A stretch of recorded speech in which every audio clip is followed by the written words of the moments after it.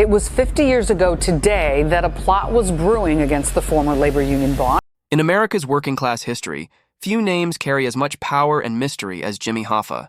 He was not born rich or powerful. He came from a poor family in Indiana, where life was difficult and dreams were small. But even as a boy, Hoffa had a strong will and a sharp mind. He believed that hardworking people like his parents deserved respect. At a young age, he saw how ordinary laborers were treated unfairly, working long hours for little pay while the bosses got rich. That anger grew inside him and shaped his future. When he was just a teenager, Hoffa began organizing workers to stand up for themselves. He didn't have money or influence, but he had courage, determination, and a voice that others trusted. These qualities made him a natural leader. People followed Hoffa not because he was famous, but because he spoke for them. He became a symbol of strength for the American working class, a man who would challenge big corporations and the government itself. No one could have imagined that this same man would one day disappear without a trace, leaving behind one of the greatest mysteries in U.S. history. Hoffa's real journey began when he joined the Teamsters Union, an organization that represented truck drivers across America. At the time, unions were still struggling to gain respect. Many were weak or corrupted by powerful businessmen. But Hoffa had a vision. He believed the Teamsters could become the most powerful union in the country, an organization that could change the lives of millions of working Americans. He worked day and night, traveling from town to town, convincing truckers and warehouse workers to join. He promised them fair pay, better working conditions, and protection from greedy employers. People loved his fiery speeches. He talked to them like a friend, not a politician. Slowly, membership grew, and Hoffa's influence spread. However, with power came danger. Organized crime had already started to see unions as tools for money and control. Hoffa needed allies to protect his position, and soon, those allies would come from the darkest corners of society. What started as a dream for fairness would soon turn into a dangerous web of deals, secrets, and betrayals. By the late 1940s, Hoffa was not only respected by workers but also feared by his rivals. But to reach the top, he needed more than loyalty, he needed protection. That's when he made a choice that would change his life forever. Hoffa began working with the mafia, powerful crime families who controlled money, gambling, and politics behind the scenes.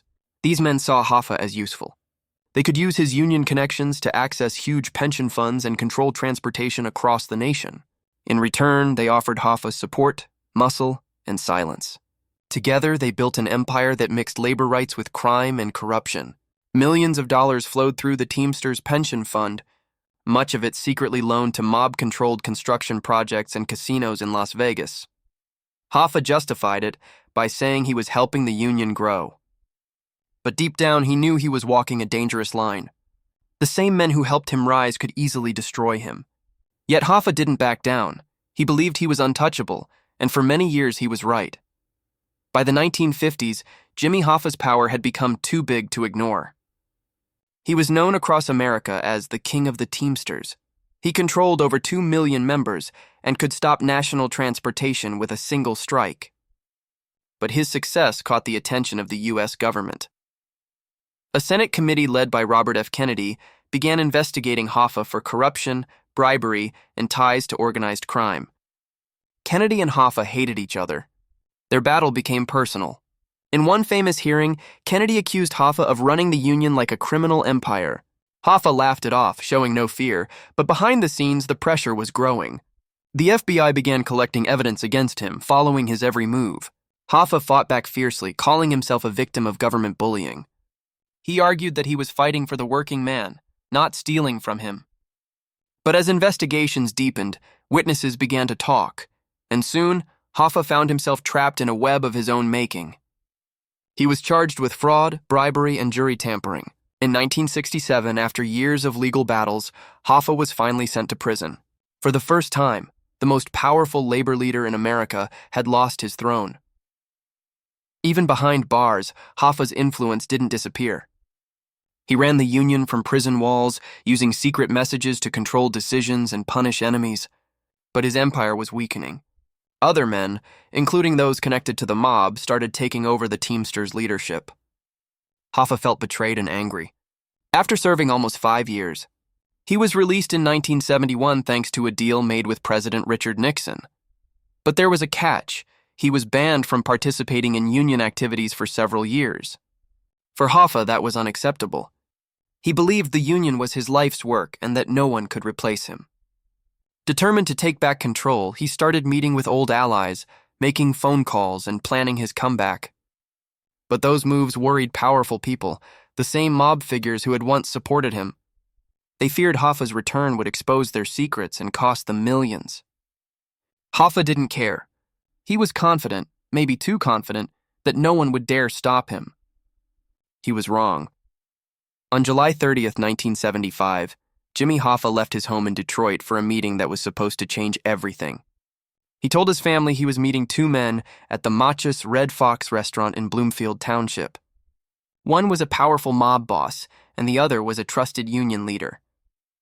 Hoffa arrived on time, around 2 p.m., and waited in the parking lot. Witnesses saw him pacing near his car, looking impatient. Minutes turned into hours. He called his wife, Josephine, saying, "They're late. I'll be home soon." But Hoffa never returned. When his car was found later that night, the keys were still in the ignition, and there was no sign of a struggle. It was as if he had vanished into thin air. Police, FBI agents, and reporters swarmed the area, searching every inch of Detroit. But there were no fingerprints, no witnesses, no body, nothing. America's most powerful labor leader had simply disappeared, and no one could explain how. In the years that followed, dozens of theories emerged about what happened to Jimmy Hoffa. Some believed he was killed by mobsters who feared his return to power. Others claimed he was buried under the Giant Stadium in New Jersey, a rumor that became part of American pop culture. Still others said he was ground up in a meat processing plant or buried under a Detroit freeway. The FBI investigated all of these possibilities but found no solid evidence. What made the case so haunting was how clean the disappearance was. Hoffa was too famous for someone to kill quietly, yet no one ever talked. Some mob insiders hinted that Hoffa's body was destroyed in a way that could never be traced, burned, dissolved, or buried deep in concrete. Over time, the search became more about myth than fact. Books, movies, and documentaries kept his story alive, but the truth remained buried with the people who knew it best. Decades passed, but the mystery of Hoffa's disappearance never died. Every few years, someone came forward claiming to know the truth. Some said Hoffa's body was hidden in a field, others in a lake, or even shipped overseas. But one recent story, revealed by a dying man, brought new attention to the case. The witness claimed he was a young worker at a construction site in Michigan in 1975. He said he saw men in suits pour wet cement into a deep pit late at night. They told everyone to stay away. When he realized who might be buried there, he ran and never returned. Years later, he finally spoke up, saying, "Everyone involved is dead now. It's time the truth comes out." His account led investigators to search old sites again, but no remains were found. Still, the story gave fresh hope and reminded everyone that the Hoffa mystery is far from over. Somewhere, buried under concrete or hidden in history, lies the truth about what really happened that day. Even though Jimmy Hoffa vanished nearly 50 years ago, his name still carries weight. To some, he was a hero who fought for the working class, giving truckers and laborers better lives. To others, he was a criminal who used the union for greed and power. The truth may lie somewhere in between. Hoffa was both a builder and a destroyer, a man who gave voice to the voiceless but lost his soul in the pursuit of control. His story teaches us how power can lift a man up and then consume him completely. After his disappearance, the Teamsters struggled to rebuild their image, and many of Hoffa's secrets died with him. Yet his legend lives on in films, books, and songs. He became a symbol of America's dark side, where ambition meets corruption, and truth is buried deeper than any grave. Jimmy Hoffa's family never got closure. His wife Josephine waited for years, hoping he would walk through the door one day. His children, especially his son James P. Hoffa, carried his name and later became leaders in the same union. But the pain of not knowing never faded. Hoffa was officially declared dead in 1982, 7 years after he disappeared, but no body was ever found. The mystery of his death remains one of the greatest unsolved cases in American history. When Jimmy Hoffa vanished in 1975, America couldn't stop talking about it. His disappearance dominated headlines for months. Newspapers called it the crime of the century, and every major TV network followed the investigation day and night. The FBI launched one of the largest manhunts in its history, involving hundreds of agents across multiple states, but no one could find even the smallest clue. Hoffa's car was found near the restaurant where he was supposed to meet two powerful mob-connected men, Anthony Tony Jack Giacalone and Anthony Tony Provenzano, both longtime allies turned rivals. Both men denied any involvement, but the FBI believed otherwise. For years, they followed every rumor and lead. They dug up fields, warehouses, and construction sites across Michigan and New Jersey. Each time they hoped to find Hoffa's body, and each time they found nothing. The mystery grew deeper, and the lack of evidence made Hoffa's story even more legendary. To many Americans, it was as if Hoffa had simply vanished into history, swallowed by the same underworld he once controlled. The FBI refused to give up easily. In the 1980s and 1990s, new technologies like DNA testing gave investigators hope that they might finally solve the case. Every time human remains were found near Detroit, they were tested, but none matched Hoffa. Over the decades, the FBI followed more than 200 different tips and searched more than a dozen burial sites. One of the most famous digs took place in 2003 at the home of a mob associate in Michigan, where agents believed Hoffa might be buried under a barn. Reporters swarmed the scene, helicopters hovered above, and Americans once again waited for answers. But after days of digging, they found nothing but dirt and disappointment. Another search in 2012 focused on a Detroit driveway after a man claimed to have seen a body buried there decades earlier. Once again, no trace. The most recent major search happened in 2021, when the FBI investigated a landfill in New Jersey after new information came from a dying mobster's associate. Ground-penetrating radar showed something unusual beneath the surface, but once they dug it up, they still found nothing. It was as if Hoffa's ghost was always one step ahead. While the FBI searched for evidence, journalists and investigators turned to the people who might have known the truth. Over the years, several former mobsters and Teamster officials claimed to have inside knowledge of what happened to Hoffa. One of the most famous confessions came from Frank Sheeran, a union official and mob hitman who claimed he killed Hoffa himself. His story was later made into the movie The Irishman, directed by Martin Scorsese.